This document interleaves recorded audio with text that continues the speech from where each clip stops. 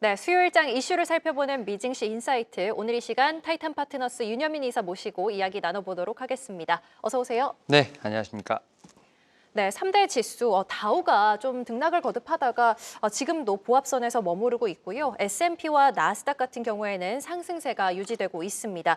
오늘 전반적으로 나쁘지 않은 출발을 가져가고 있는데 특히 좀 주목이 되는 게 중국의 전기차 3인방이라고 할 수 있을 것 같습니다. 니오, 샤오펑, 리오토가 모두 오르고 있는데 현재 샤오펑이 10%, 리오토 8%, 니오는 7%대로 오릅니다.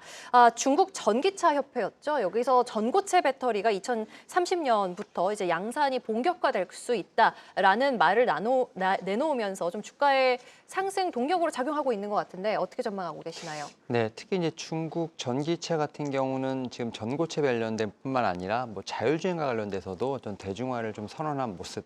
여기에 대해서 중국 정부의 상당히 강한 좀 드라이브가 걸리면서 이 상황에서 테슬라 같은 경우는 약간 좀 1월 달에 판매량이 부진하다는 점, 이런 부분에서 약간 반대 수혜까지 겪으면서 오히려 지금 중국 관련된 종목들은 상당히 강하게 좀 반등을 하고 있다라고 말씀드릴 수 있을 것 같고, 오히려 테슬라 같은 경우는 좀 반대적으로 봤을 때 어떤 1월 판매량의 어떤 급락과 더불어서 특히 이제 CEO의 약간의 좀 경영보다는 좀 정치적인 외도에 대한 부분까지 좀 질타가 나오는 상황이기 때문에 좀 주가 흐름이 상당히 반대적으로 가고 있지 않나라고 좀 생각을 하고 있는데요. 다만 그럼에도 불구하고 지금 테슬라 같은 경우는 오히려 좀 매력적인 구간으로 좀 들어온 어떤 그러한 부분이 아닐까라는 좀 생각을 하면서 오히려 전기차에 대한 어떤 그런 것보다는 테슬라 같은 경우는 AI라든지 신약의 어떤 새로운 모멘텀을 좀 보면서 접근할 필요가 있지 않을까 생각하면서 오늘의 주가 같은 경우 오히려 테슬라 같은 경우 좀 바닥을 잡아가는 좀 그러한 흐름이 좀 나오지 않을까라고 좀 말씀드려볼 수 있을 것 같습니다. 네, 테슬라에 대한 이 분석까지 들어봤는데 테슬라 같은 경우에는 현재 1.4%대로 상승세를 가져가고 있습니다. 자, 이어서 오늘 이사님과 함께 나눠볼 이슈로 넘어갈 텐데요. 엔비디아 이야기 안 할 수가 없습니다. 오늘 폐장 후에 엔비디아가 4분기 실적을 내놓는데 엔비디아 오늘 흐름이 좋습니다. 지금 2.7% 상승 중에 있습니다. 이사님께서 보고 계신 엔비디아 4분기 실적 체크 포인트 어떤 것들이 있나 궁금한데 일단 블랙엘에 대한 관심도가 가장 높은 것 같기는 합니다.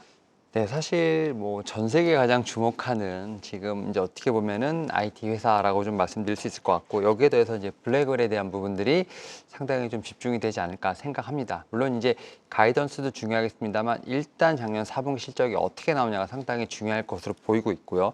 특히 앞에서도 언급이 됐습니다만 실적 관련돼서는 분명히 컨센서스를 좀 뛰어넘는 실적이 나오지 않을까라는 좀 예상을 하고 있고, 그 가운데서 이제 블랙엘 GB200 시리즈 관련돼서 어떻게 보면 이제 얼만큼 작년 4분기에 좀 매출에 좀 반영이 됐는지가 상당히 중요하지 않을까 생각을 하는데, 일단 매출의 한 4분의 1 정도, 90억 달러 정도는 지금 예상을 한다는 좀 어떻게 보면 보도가 있는 상황인데, 또 어쨌든 이 블랙엘에 대한 부분들, 특히 이제 작년 4분기뿐만 아니라 올해 얼만큼 또 팔리는지에 대한 가이던스가 상당히 중요하지 않을까라는 좀 생각을 하고 있고요. 일단 저 개인적으로 봤을 때 작년 4분기 실적 같은 경우는 대부분 다 컨센서스를 좀 뛰어넘는 좀 그러한 실적이 나오지 않을까라는 좀 생각을 하고 있고, 오히려 시장에서 봤을 때는 그러한 부분을 좀 바탕으로 해서 올해 결국 어떠한 전략을 통해서 얼만큼 더 매출을 일으킬 건지에 대한 가이던스가 상당히 중요하지 않을까라는 좀 전 생각을 하고 있습니다. 사실 이 가이던스에 대해서 언급을 해주셨는데 장기적으로 봤을 때 불확실성이 있는 것은 사실입니다. 일단 트럼프 대통령의 관세 이슈가 있겠죠. 대만의 반도체 관세, TSMC를 말씀드리는 거고, 중국에 넘어가고 있는 엔비디아의 칩에 대해서 좀 제재를 강화할 수도 있다, 이런 이야기가 있기 때문에 이 부분, 그리고 구글, 마이크로소프트, 메타 같은 경우에는 자사가 개발한 칩을 계속해서 좀 활용을 해 나가려고 하고 있기 때문에 엔비디아에게는 이게 악재로 작용할 것 같은데 이런 부분은 좀 어떻게 보고 계시나요? 네, 사실은 그런 부분은 이미 좀 시장에서 다 이미 거론을 됐다라고 좀 말씀을 드릴 수 있을 것 같고요. 특히 여기에 대해서 앞에서 제가 말씀드렸던 것처럼 이 투자자분들의 눈높이가 상당히 많이 올라간 상황이거든요. 그런 측면에서 봤을 때 어떻게 보면 어지간한 서프라이즈, 어지간한 좀 가이던스의 어떤 상향이 나오지 않는 이상 주가에는 어떻게 보면은 좀 악영향을 미칠 수 있는 부분이 있다라고 좀 말씀드릴 수 있을 것 같은데, 여기에 대해서 앵커님 말씀하셨던 지금 트럼프 행정부의 추가적인 제재뿐만 아니라 특히 이제 이 어떻게 보면 빅테크들의 캐펙스 투자와 관련된 부분들도 상당히 좀 주가에 악영향을 미치고 있는데 저는 이런 부분들이 이미 좀 선 반영이 되고 있다라고 좀 말씀을 드릴 수 있을 것 같습니다. 사실 딥시크 이후에 어떻게 보면 좀 주가 자체가 좀 140일까지 다시 올라오는 부분이 있었습니다만 다시 이러한 부분 영향으로 해서 주가가 좀 가라앉았거든요. 결국 좀 실적이 나오기 전부터 이러한 이슈들로 인해서 좀 주가가 많이 좀 반영이 되고 있는 상황이기 때문에 저는 이러한 측면에서 봤을 때 주가에 대한 부분은 어느 정도 좀 소화를 하고 있다라고 좀 말씀드릴 수 있을 것 같고 오히려 이런 부분으로 인해서 주가가 조금씩 더 빠졌을 때는 오히려 비중을 좀 확대할 수 있는 구간으로 들어가는 부분이 있지 않을까 생각하고 있습니다. 사실 최근에 제가 기억하는 게 맞다면 엔비디아는 실적이 발표되고 나서 주가가 좀 출렁였었던 그게 좀 불가피한 그런 모습을 보여줬었는데 지금 뭐 선반영하고 있다 악재들이 이렇게 말씀해 주셨고 오늘도 지금 3% 상승을 가져가고 있지만 실적 발표하고 나서 어닝 플레이에 대해서는 좀 어떻게 생각하고 계신지 발표하고 나서 투자 전략을 좀 어떻게 가져가야 될까요?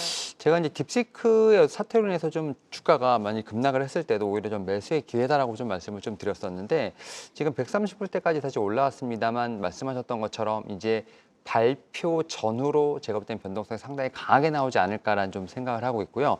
저는 지금 상황에서 만약에 보유하지 않으신 분들 같은 경우 좀 실적을 좀 체크해 볼 필요가 있지 않을까라는 좀 생각을 하고 있는데 오히려 지금 120달러 혹은 110달러까지 좀 조정이 좀 강하게 나오게 된다고 하면 오히려 좀 세론으로서 그렇게 된다면 저는 오히려 좀 매수의 기회로 봐야 되지 않을까 생각을 하는데 일단 앞에서 말씀드렸던 마이크로소프트 같은 경우가 제가 볼 때는 캐펙스를 줄인다고 했습니다만 오히려 메타 플랫폼 같은 경우가 오히려 좀 해파 관련돼서 상당히 좀 강한 드라이브를 걸 것으로 보이고 있고 여기에 더해서 지금 이제 올해 제가 볼 때는 뭐 완판된 부분들 제가 볼 때는 이런 엔비디아 공 같은 경우 완판됐고 여기에 더해서 아키텍처 관련된 부분에서 긍정적인 코멘트를 기대하고 있는 상황이기 때문에 오히려 전 주가의 조정은 매수의 기회로 좀 활용해 보는 게 어떨까라고 말씀드려볼 수 있을 것 같습니다. 네, 잘 들어봤습니다. 지금까지 타이탄 파트너스 윤여민 이사와 함께했습니다. 고맙습니다.